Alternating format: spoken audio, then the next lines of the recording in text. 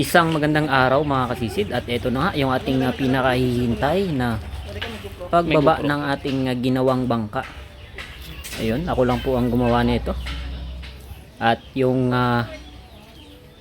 kinargahan o yung kanyang tawag naming karo-karo ay ginawa ko rin mga kasisid para hindi na mahirap hilain o palipat dahil malayo pa kami sa dagat.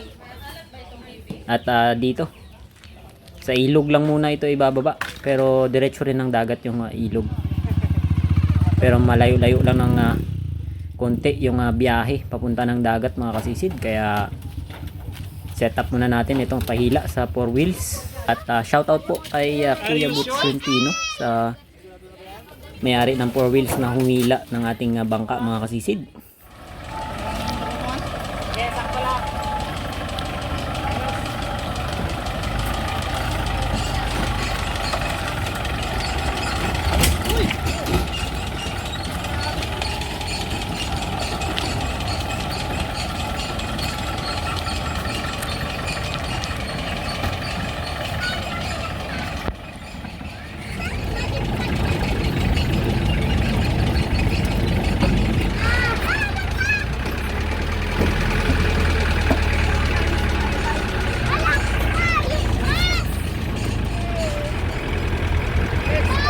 Grabe kaliit lang.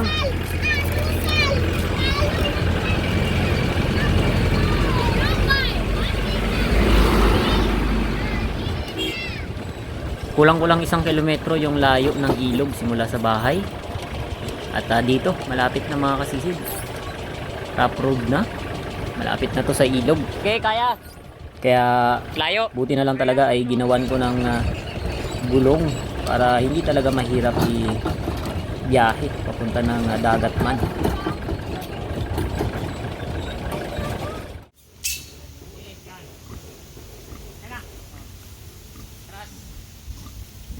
Ano kaya yung buhaya?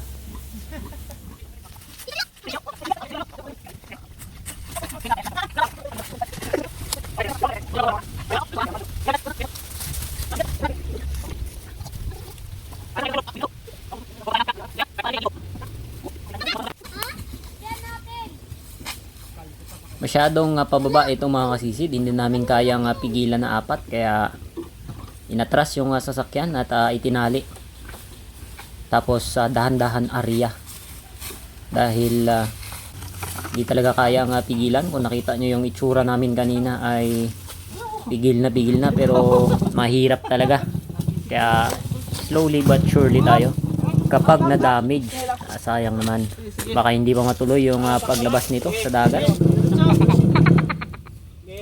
Tulak lang, matulak din, magsanggal.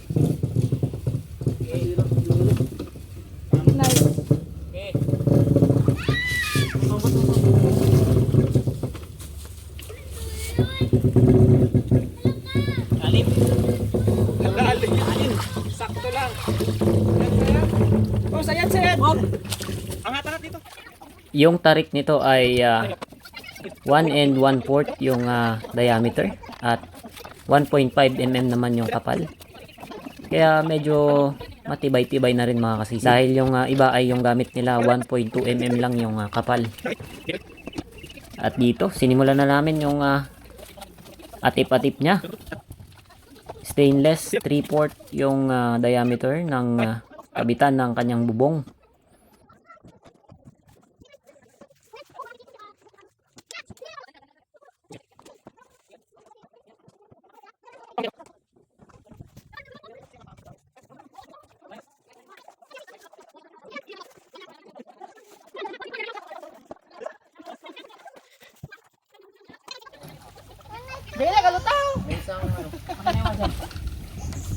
Sige, kuya na. Tayo na naman, katignan mo eh.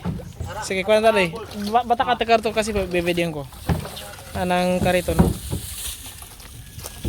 Sige, diretso. Sige, paubong. Ito may pangkrit. Nakakaligo mo sila. Oh, yan ang sabi ko. Sa likod ka raw banda, no? kilusin ng susi ko. Kasi bibend ko pa yan ulit pagka kulang eh. Ito ay kulang konti. Sa tansya ko ito. Kita mo pa yan dyan, Doy. Kulang sa likod na to. Pag dun. Luwag. Maluwag. Dagi dapat magkatang panamay talaga eh. Kulang ka talaga yan? Ang dagi na. Ano ka rin ka na yan? Okay na. Okay na yan. Kahit maglubog yan, okay lang yan. Basta wag. Itong sa likod, ang sa likod. Yung kilala ko sinagigot ah. Ikot natin. Hindi ka na eh. Malalim din yan. Ikot ka na lang to. Ano, kaso siya nilulubog. Siyempre, nasa kayo. Sakit yan siya niya, huwag niyong bubugin. Saya ba? Pakitak din dyan. Wow, yan na lang yung baka. Hindi mo nakikita? Guwapo lo. Nandar na. Ano yun? Oh, banga ah. Magasgasan. Lalalala. Ay. Patapi dim dim dim dim. Sige lang, karot-karot sa pambutan sa kabilog sa muro. Ang bagat ah.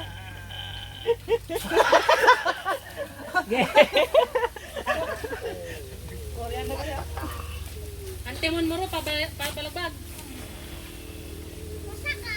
Bumugad yan mo. Ako pala lumanagan. Ikot-ikot. Hindi ka malento galala yan. Hindi, siyempre ako matabid. Siyempre ako naman ang mga video. Dali, testing. May sa kabilog nga alalay ng panday. Dali. Sabi. Oh, atras lo. Atras dikit. Bro, ikaw matimon. Diyan kung kanya Oh, makakan. Nagasaito lang sa ilas eh. ha? Ako pa video. Makina pala nito mga kasisid ay 16.5 HP na ProQuip diesel high speed.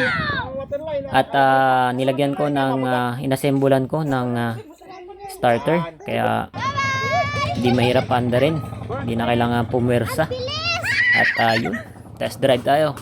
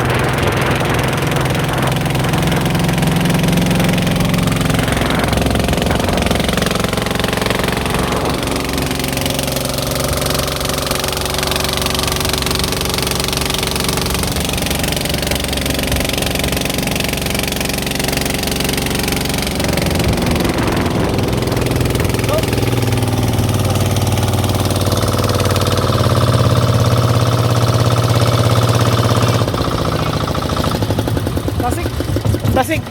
Arala minor. Meron. Kailangan grabing vibrate.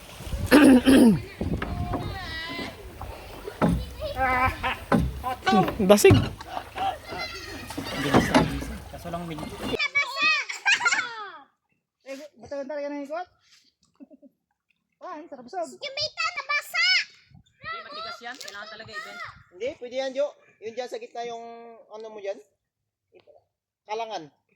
Kalangan kunti yan for mountain. Kalangan kunti yan for Ay, hindi yan. ha? Hindi yan makapaano. Hindi ka pa move yan? Okay lang yan. Ano naman yan? Tarawis naman yan. Wala naman drag. Mababa pa no? Sakay! Sa likod. Ano, iangat mo pa yung sarap? Hindi na yan kaya iangat. Kailangan i-bend talaga yan. Ah, sige, hindi na. Aroy, sa akin pa lang lubog na. Yung sinilas, doyan sinilas pakilimpyo ate kayan. Dahil lilimpian na. Ay, masalaman. Pati malam. Hey, kasisid. Gusto ko na mo. Yan, yung mga bata kayo dito sa harap, kami dyan sa likod. Kasi hindi nyo kaya ang ingay.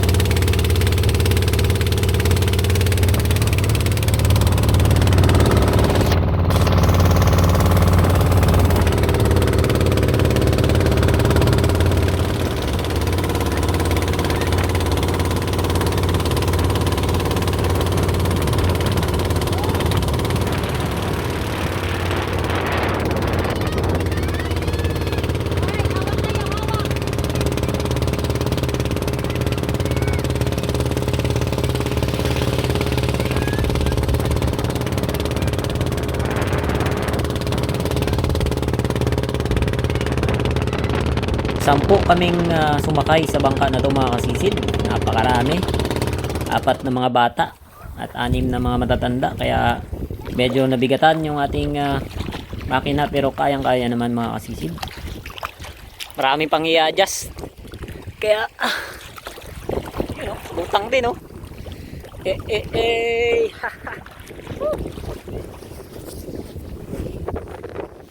Grabe naman parang papunta naman yung papuntang ano? Papuntang Bodesa.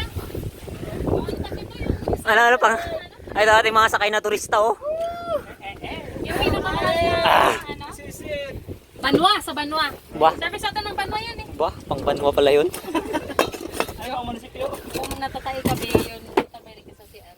Ah, Ka lang ng ulo mo ng kung Amungulo lang yung bato. kung nasi CR na. Ito yung CR. Tabon lang ng balde sa muka. May pali, may pali. Alalaman nga bro.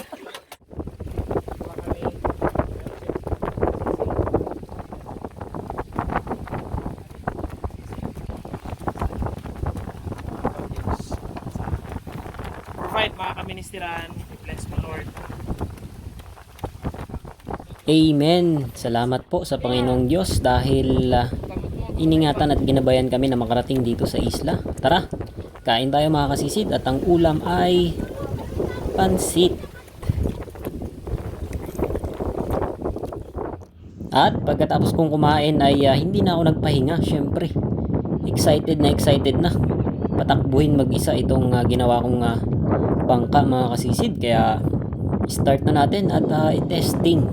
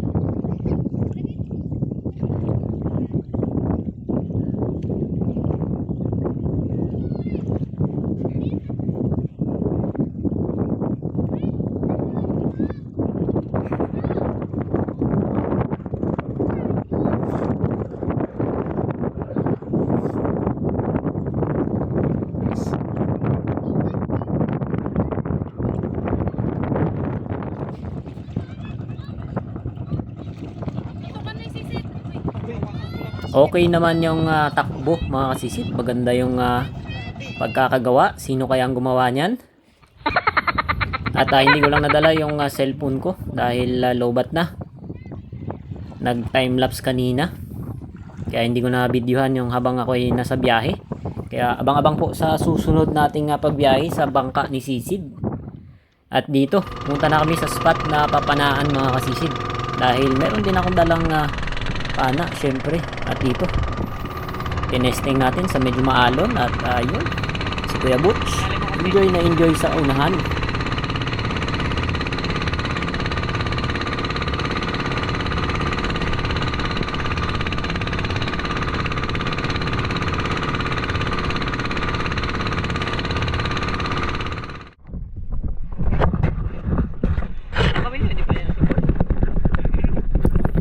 Naka-short at t-shirt lang yung suot ko dito mga kasisid. Sana walang kati-kati.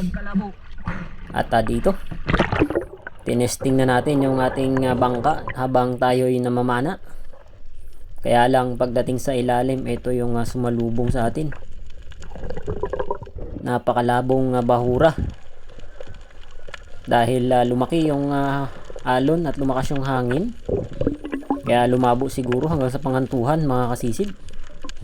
Kaya hindi rin tayo tumagal. Meron akong napana dito, biglaan. Isang labahita. Hindi ko na nakuna ng video. At hiniwa-hiwa na nila.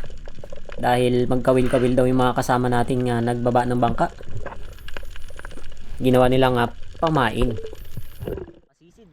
Nasubukan na natin ang ating gawa na bangka. Lumutang din. Yan o. Ayos. Hindi kaya mamana, sobrang labo ng spot dahil lumakas yung hangin, nahalughog yung ilalim, kaya nangawil na lang yung mga kasama nating nagpababa ng bangka. Meron ng mga huli.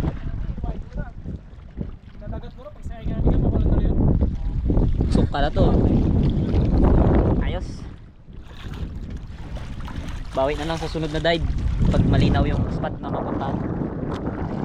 Bitin na kasi, naghabol kami ng lalim, pero paibas na.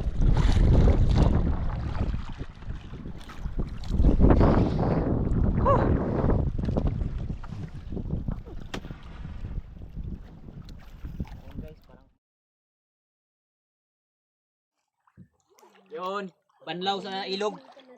Pero may kunting pinagkaabalahan na yun. Anong tawag niyo sa inyo? Kubili yan dito sa amin.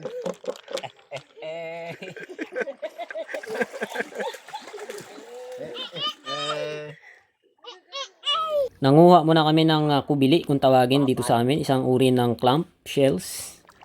Yan. Dahil mahirap din itong kunin kapag malalim yung tubig at nasaktuhan nung pabalik kami ay sobrang babaw. Kaya yung bangka hindi na namin pinaandar at tinulak-tulak na lang. Kung napapansin nyo ay sobrang labo ng ilog. Dahil po yan sa mining. Merong nagmimina dito ng ginto. Kaya ganyan yung ating aming ilog dito. Hindi gaanong drag dito kung sarado. Tapos yung pangalan.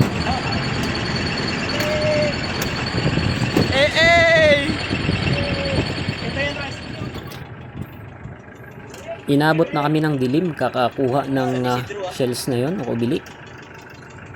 At nag-disassemble pa kami ng tarik at katig. Naiwan lang itong atip-atip niya. Kaya hindi na kami ganong natagalan pero ginabi pa rin.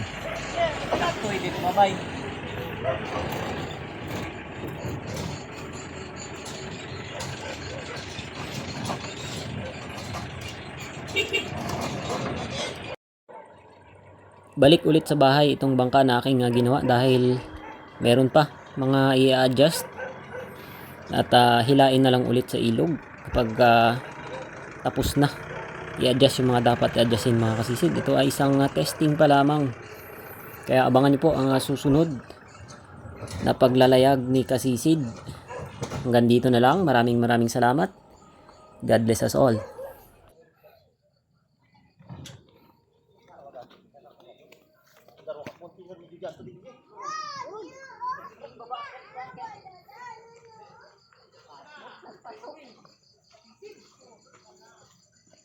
Karton lang dito lang Jo kasi di ba hugasan to. Yan ras. Ano hindi nakasakay siya si sakay si. Sakay. Wow.